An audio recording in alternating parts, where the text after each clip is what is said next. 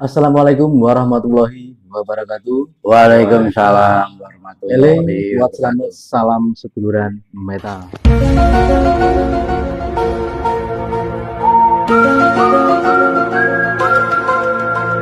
Oke dulur, kembali lagi bersama saya di channel Tomplok Metal, media informasi pemersatu pencak silat Nusantara.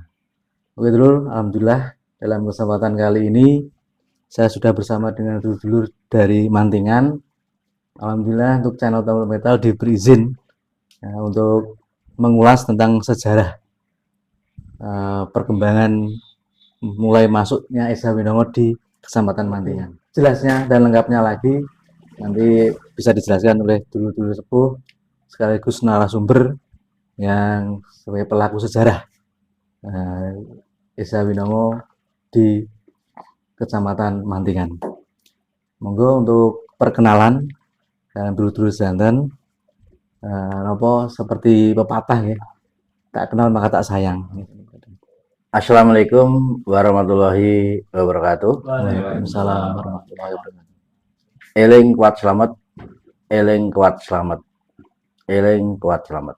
Nama saya Muhdiono, lahir Ngawi 29 Februari tahun 1972 dari Dusun Kajen, Desa Sambirjo, Kecamatan Mantingan, Kabupaten Ngawi, Jawa Timur. Perlu kami sampaikan perkembangan awal mula yang ada di Kecamatan Mantingan ini sekitar tahun 86 yang baru masuk baru 2 orang, yaitu Saudara Suparno dengan Mbak Ida. Beliau masuk di wilayah lewat Jiwan Madiun. Namun saudara dua itu tidak berkembang di wilayah Mantingan. Terus baru mulai berkembang sekitar tahun 1992.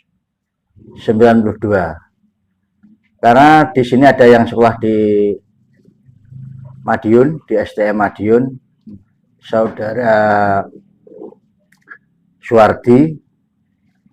Saat itu beliau dari sekolahnya, dia lewat saudaranya, lewat temennya, dia masuk di Esa Tunas Muda Winongo ini, dan akhirnya membawa dampak di saudara-saudara yang ada di sini, itu membawa dampak masyarakat muda, khususnya muda di sini, yang akhirnya saat itu ada 2 orang, yaitu Mas Sumarno sama Mas Sutopo. Karena waktu itu biaya sekolah sangat minim, maka mereka bekerja di rumah makan Tunas Muda. Terus saya juga bekerja di rumah makan Tunas Muda itu.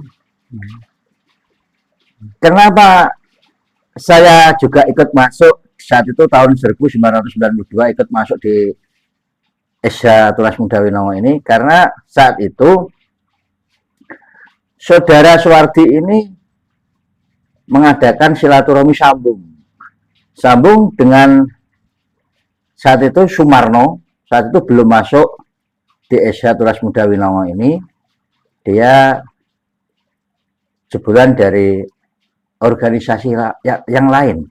Saya melihat sendiri, dia sambung. Ternyata Saudara Sumarno itu tidak bisa menyentuh dari Saudara Suwardi ini yang sudah masuk menjadi Saudara Esa Winongo ini.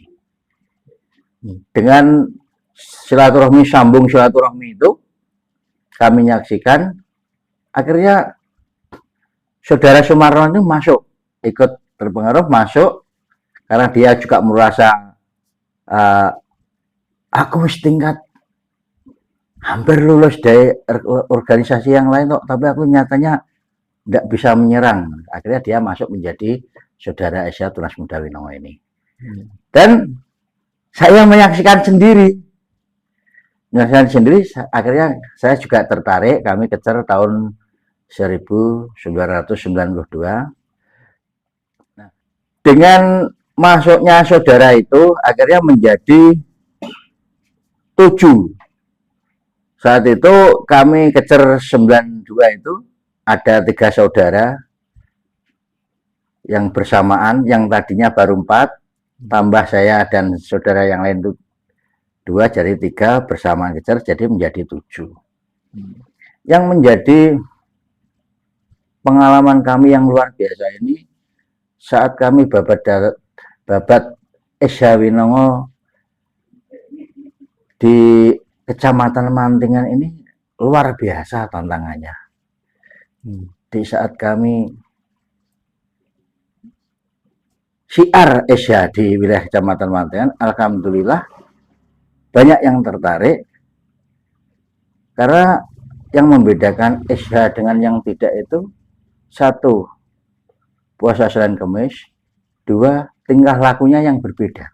Kita lebih sopan, lebih menjaga etika sopan santun dan saling menghormati sudah sesama manusia. Akhirnya banyak yang ikut masuk. Saat itu ada 10 kalau tidak salah, ada 10 masuk silih berganti masuk, akhirnya ada 10. Yang menjadi kesan yang lebih mendalam pada saya itu gini, saat kami melatih saudara-saudara yang muda itu, setiap kami berlatih, rumah yang untuk berlatih itu dilempari batu, dilempari batu terus. Terus ketika kami tunggui, tidak ada yang merusui. Tapi ketika saya pulang, pasti dilempari batu. Itu kayak pasti. Terus akhirnya kami mengambil kesimpulan bahwasanya kok ada ya organisasi yang katanya pendekar, seharusnya seorang pendekar itu yang hidup di kanan kirinya itu tenang, damai, tapi kok malah membuat kerusuhan. Jadi dengan pertimbangan seperti itu, ajaran yang Adipeni Adibung ini harus berkembang di Mantingan. Kami malah menjadi cambuk untuk semangat. Akhirnya alhamdulillah sambil perjalanan waktu, walaupun tantangan yang luar biasa, kami tetap semangat. Kami meyakini ajaran yang baik ini. Jadi ketika kami syiar ajaran Esha ini, pasti ada hitungan pahala tersendiri dari Allah Subhanahu wa Ta'ala. Akhirnya lama-lama berkembang sampai saat ini, alhamdulillah ini saudara-saudara ini sudah kumpul, bisa mengembangkan di wilayah Mantingan. Saudara-saudara yang ada di wilayah Mantingan ini, alhamdulillah samat sinamatannya juga luar biasa, kegotong royongan, tatwamasinya juga yang luar biasa. Ketika ada saudara yang ada kerepotan saling membantu, ada saudara yang susah juga selalu dijenguk bagaimana saudara itu tidak susah agar bisa menjadi terobati susahnya itu. Saya melihat tingkah laku dari saudara-saudara Esha ini, oh alhamdulillah berarti saudaraku itu mengamalkan. Soalnya syiar Esha ini tidak dengan apa-apa, cuma dengan lewat pribadi masing-masing dengan tingkah laku yang baik. Jadi masyarakat akan menilai tersendirinya. Gitu. Untuk lanjut, untuk yang pertanyaan selanjutnya, nah ini pesan untuk saudara yang baru kecer atau saudara muda yang khususnya di Kecamatan Mantingan dan umumnya di luar Kecamatan Mantingan, baik Kabupaten Ngawi dan sekitarnya. Pripun yang pertama tentang pentingnya latihan dasar. Karena soalnya banyak sekali ya ada sindiran yang nggak enak di hati di platform media sosial. Katanya Esha Winongo itu silat tanpa keringat. Jadi apa artinya tidak latihan gitu loh. Tapi sebenarnya kan kalau mengetahui cerita atau yang mengetahui di lokasi kan memang kita ya latihannya kan tertutup. Tapi ya begitu, ya banyak yang tidak mengetahui itu, sehingga akhirnya banyak yang mentafsirkan berbeda. Bagaimana buat menyemangati dulur-dulur muda, khususnya di Kecamatan Mantingan, bila masuk ke cer di Esa Winongo harus misalnya di dasar harus sampai selesai, syukur-syukur bisa melanjutkan di madya. Yang kedua, nah ini perilaku adab dan di sosial ya, di masyarakat ya, untuk dulur-dulur muda, karena sebagai penerus ya, baik menjaga nama baik Esa Winongo dan menjaga anak keluarga dan bangsa dan negara ya. Ya, untuk adabnya mohon nanti disampaikan kepada dulur muda. Terus sudah yang ketiga, sudah sampai mana untuk perkembangan Esa Winongo di Kecamatan Mantingan di bidang prestasi, misalnya keatletan. Karena tahu sendiri pemerintah kan menggenjot terus ya untuk prestasi, untuk keatletan ini supaya bisa menjadi apa ya, ikon tersendiri untuk negara ini sebagai budaya pencak silatnya. Yang terakhir ini yang banyak sekali beredar ya di media sosial tentang komunitas, dan akhir-akhir ini sering terjadi gesekan antara komunitas perguruan silat. Nah, sebenarnya kan ini sudah ada wadahnya, kita ada organisasi pencak silat, tapi biasa anak-anak muda mungkin pengen diwahkan atau apa, membuat komunitas tersendiri. Ini mohon dibimbing untuk dulur-dulur muda supaya ke arah yang seharusnya ya, Esa Winongo itu seperti apa gitu. Monggo jelasan pun. Ya, terima kasih. Kami lanjutkan. Saran saya untuk saudara-saudaraku seasuhan yang baru kecer atau yang sudah kecer, harapan kami untuk bisa menimba ilmu di Esa Winongo ini secara kafah, secara menyeluruh. Jadi ketika kita belajar secara total, pencaknya juga dipelajari, olah batin juga dipelajari, nanti akan merasa nikmat, akan mengetahui sejauh mana atau ilmu Esa Winongo itu. Maka penilaian orang luar, Esa Winongo itu belajar pencak tanpa keringat itu salah total. Salah total. Soalnya apa? Di Esa Winongo itu pencaknya juga luar biasa. Bahkan di dasar itu pun kamu mempelajari dengan sungguh-sungguh, itu sudah lumayan bagus itu. Sudah lumayan bagus. Apalagi meningkatkan di tingkat madya. Jadi kalau orang luar, silahkan orang luar menilai seperti itu, tapi kenyataan kami yang mempelajari di dalamnya jauh dari penilaian orang luar itu. Kami belajar pencaknya itu juga adus keringet lah, juga adus keringet, fisik juga lumayan. Namun memang beda cara kita belajarnya. Cara belajar di Esa Winongo itu memang menggunakan kasih sayang. Jadi tidak ada di polo itu, tidak ada. Dengan kasih tidak ada. Dengan kasih sayang yang disampaikan ilmunya itu. Jadi yang disampaikan ilmunya Esa Winongo walaupun dengan pencaknya itu dengan kasih sayang, jadi sangat nikmat sekali mempelajari pencaknya itu, sangat nikmat. Maka dari itu kami harapkan saudara-saudaraku seasuhan yang masih muda, tolong belajarlah sampai seluruhnya, sampai selesai, agar bisa tahu ilmu Esa itu kayak apa, itu biar tahu semuanya. Terus seorang Esa itu kalau tidak belajar dengan sungguh-sungguh, akhirnya mau punya penilaian Esa kok ngene kita, kok cuma ngene kita toh.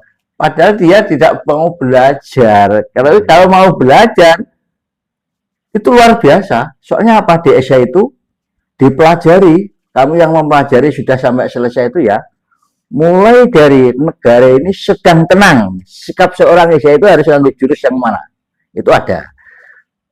Negara yang sedang siaga harus pakai ilmu yang mana, itu ada.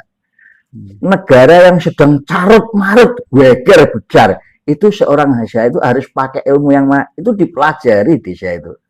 Ternyata lengkap sekali. Saya pernah menyampaikan kepada saudaraku muda, lor, belajar Isya itu orakur sampean berlatih pencak. Sinau urip karo dulur-dulur Isya, sering silaturahmi dengan dulur Isya yang lebih tua. Di situ nanti kamu akan mendapatkan ilmu Isya. Suatu misal begini. Kami saat itu menilai Bapak Pengasuh R. Jimat Hendro Suwarno. Atasnya guru besar suatu organisasi yang besar di Indonesia, bahkan di tingkat internasional. Itu loh melatih saya itu. Saat itu kami berlatih, waktu itu mengamati mulai dari AA1 sampai AA3, tak amati terus itu. Baju yang dipakai itu warna putih sampai warnanya agak kecoklat-coklatan. Sangat lamanya baju. Terus ini kerah ini agak kekrep-kekrep. Padahal beliau itu kalau mau membeli yang mahal mampu, tapi beliau baju yang seperti itu masih dipakai. Setelah kami mempelajari di tingkat tataran yang lebih tinggi, ternyata beliau mengajarkan kesederhanaan. Ternyata itu seperti itu, luar biasa yang guru besar Esa Winong itu.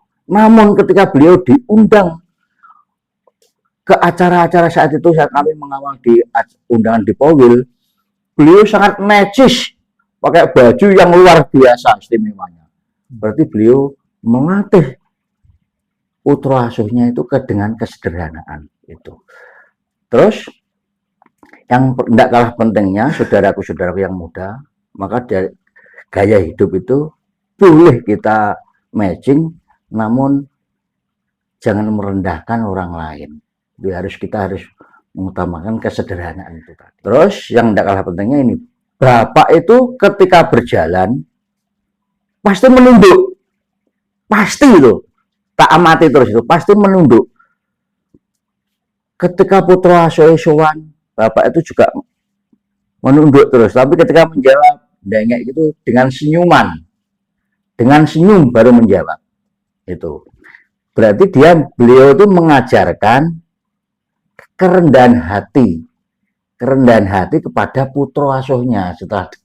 Setelah sampai ilmunya itu, ternyata beliau mengajarkan kerendahan hatinya. Jadi di Asia itu harus mempunyai sifat rendah hati. Ya. Terus ketika kami pulang pasti ditepuk geger lah, apa itu namanya geger bahasa Indonesia itu? Pundak itu, pundak itu ditepuk gini, plek gitu. Nah, solate ora bolong-bolong toh nak. Saya menjawab, alhamdulillah Bapak mboten. Terus ya nak, sejatinya sholat itu menjadikan kamu kuat. Berarti sholat itu kunci dari kita untuk menuju kebahagiaan, keselamatan, kesejahteraan dunia dan akhirat. Itu. Maka dari itu, saudara-saudaraku, jangan lupa sholat 5 waktu, jangan sampai bolong-bolong. Itu. Terus pernah disampaikan 3 keteng menjadi senjata yang paling kuat. Tapi gini, ora ono kamulyan tanpa lelaku. Jadi seorang Asia itu yang pengen mulya itu selamat, bahagia, sejahtera dunia akhirat, ya kudu gelem menjalankan lelakunya, gitu loh. Itu saran saya pada saudara-saudara yang muda, ya. Jadi belajarlah secara kafah, sambil perjalannya waktu nanti jenengan akan tahu ilmu Isya seperti apa. Tadi kami silaturahmi dengan saudara-saudara tua, asik ternyata membahas ilmu itu ternyata luar biasa. Terus apa tadi? Apa tadi? Tentang kemajuan di bidang prestasi dan keatas. Alhamdulillah, ya. Kemarin Mantingan mengikuti prestasi di Solo. Itu 1, 2, 3 kena kita ya. Alhamdulillah 1, 2, 3 kena kita. Dapat kita. alhamdulillah saudara-saudara yang tua juga sangat mendukung sekali lor. Saat itu saudara-saudara yang muda itu ingin prestasi yang maju. Jadi mempunyai bakat kita salurkan ke jalur yang positif. Ora ngenek adikuno di luar yang tanpa arahan, akhirnya matur. Kebetulan saudara-saudara kalau manggil saya Mbah, dulu pengen maju atlet. Akhirnya saat itu menjelang Ramadan, saudara-saudara yang merantau itu pulang, tak tangisi lur, adik-adikmu sing nom pengen maju atlet. Tolong disiapi matras sampai perlengkapan lengkap. Kita total habis 7.600.000 dia. Kita ada 600. Saat itu kami lelang kepada saudara-saudara yang merantau itu. Kamu berani berapa? Sekian Pak, kamu sekian. Akhirnya alhamdulillah satu malam itu langsung tercukupi, terkumpul uang 7.600.000 itu tadi. Alhamdulillah yang saudara yang tua juga peduli, yang udah memang diajarkan sing nom menghormati sing tua mengasihi sing muda. Sangat disayangkan kalau ada saudara Asia ini dengan saudara yang lain ada percekcokan, itu sangat sayang. Berarti tatwamasinya belum masuk. Padahal ketika ada perbedaan harus kembali ke kitab. 6 perilaku seorang Asia itu ya. Kan ada musyawarah. Ketika ada perbedaan, kita musyawarah bersama. Ketika ada perbedaan kok mah semon-semonan, berundel, itu bukan suatu sifat seorang Asia. Kita rugi. Tujuan kita seorang Asia tegak lurus mencari keselamatan, kebahagiaan, kesehatan dunia akhirat. Nah, nak perkara kaya ngono karo dulur kok awake dhewe perencanaan rugi besar. Itu bukan tujuan pokok seorang Asia itu ya lah. Nah, dari itu seorang Asia tatwamasi itu bukan setelah kita pelajari bukan untuk hanya orang Asia sendiri. Kita dengan sepapadaning titah dengan hewan pun harus kasih sayang. Kamu adalah aku adalah kamu. Kalau sudah bisa menerapkan seperti itu, otomatis aku karo saudara yang lain nggak cocok, tak satru. Lepas orang nyatur apa aku dewi, ya kan? Itu maka dari itu harus dipelajari betul. Orang tatwamasi itu netok harus dipahami, didalami maknanya. Terus nggak harus dipahami maknanya, diaplikasikan ke tingkah laku. Akhirnya nak wis ngono kan menak nganggo menak alur. Terus nang Asia Winongo ini, Asia Tunas Muda ini yang dikatakan selamat, bahagia, sejahtera lahir batin ini bukan jiwa raganya tok, termasuk ekonominya. Ekonominya itu akan dijaga. Insya Allah jenengan ketika mengamalkan itu 1 sampai 10 itu ya, itu ekonomi jenengan akan cukup. Saya meyakini. Karena apa? Seorang saya juga harus peduli dengan fakir miskin. Itu loh. Dari itu akan dicukupkan. Itu. Terus apalagi tadi? Terakhir, nah ini kan di media sosial ini kan ramai sekali tentang komunitas. Dan beberapa kali di beberapa daerah itu terjadi gesekan. Nah, untuk mengurangi atau biar tidak terjadi di Kecamatan Mantingan, monggo pesannya untuk dulur-dulur muda biar tidak ikut-ikutan masuk di komunitas ini. Ya, terima kasih. Sebetulnya kami sangat melarang saudara-saudaraku Asia itu masuk komunitas, itu sangat kami larang. Karena apa? Komunitas itu juga belum jelas arah dan tujuannya. Maka saudaraku jangan masuk di komunitas. Masuklah ke Asia Tunas Muda Winongo ini secara total ini tadi. Kenapa harus masuk ke komunitas? Kenapa harus membuat komunitas? Wong awake dhewe iki sudah ada wadahnya. Gitu, sudah ada wadahnya. Kami harap jangan membuat komunitas dan jangan masuk ke komunitas yang lain. Kalau ingin selamat, bahagia, sejahtera dunia akhirat, sangat kami sebagai saudara tua sangat kami melarang. Jangan masuk komunitas. Daripada masuk komunitas, belajarlah ilmunya itu di wadahnya, yaitu Isya Tulas Muda Winongo. Di situ lengkap sekali, lengkap. Sangat kami sayangkan yen ono dulurku ngantek masuk ke komunitas, itu bukan tujuan dari seorang Isya. Maka harapan kami Samad Sinamatan saling mengawasi, saling menjaga saudara kita. Kalau ada yang masuk komunitas, tolong diingatkan. Ketika diingatkan sulit dimusyawarahkan. Ketika dijak musyawarah sulit, kembalikan ke kitabnya, kitab Isya, ya, kembalikan ke kitab Isya. Nah, dikembalikan ke kitab Isya kok masih berkunung, itu sudah bukan ajaran Isya. Maka dari itu dulur-dulurku Isya, ketika diingatkan saudara Isya yang lain, ketika diingatkan itu dengan baik, dengan benar, harapan kami ngelenggono agar kita betul-betul menjadi orang yang selamat, bahagia, sejahtera dunia akhirat. Ya, terima kasih atas penjabarannya tentang perkembangan mulai awal hingga saat ini Isya Winongo di Kecamatan Mantingan.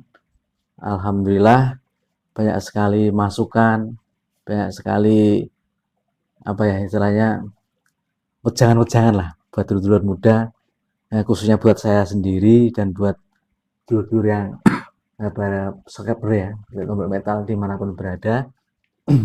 Oke dulur, sekian tadi tentang perkembangan Isya Winongo di Kecamatan Mantingan. Sebelumnya saya mohon maaf yang sebesar-besarnya buat dulur semuanya. Sudah lama sekali ya, hampir 1 tahun ya, saya tidak membuat konten karena ada kesibukan yang tidak bisa ditinggalkan. Saya mohon maaf yang sebesar-besarnya.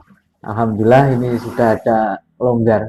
Akhirnya saya melanjutkan kembali untuk menggali tentang perkembangan Isya Winongo di setiap daerah ya, baik dari sub, ranting atau cabang. Alhamdulillah untuk kesempatan kali ini saya langsung bertemu dengan dulur-dulur sepuh dari Ranting Mantingan. Tadi sudah dijelaskan panjang lebar, semoga menjadi masukan buat dulur semuanya. Dan bagi dulur bila melalui jalur Ngawi Solo ya, misal mau mampir untuk gampangnya di sekitaran Pondok Gontor Putri 1 nggih. Ya. Di sekitaran Pondok Gontor Putri 1 bisa berhenti tayangan. Pokoknya memiliki sudah banyak lah dulur Isya Winongo di sini. Oke, sekian. Apabila ada kekurangan yang saya sengaja atau tidak, saya mohon maaf yang sebesar-besarnya. Wassalamualaikum warahmatullahi wabarakatuh. Waalaikumsalam warahmatullahi wabarakatuh. Salam Salam persatuan metal. metal.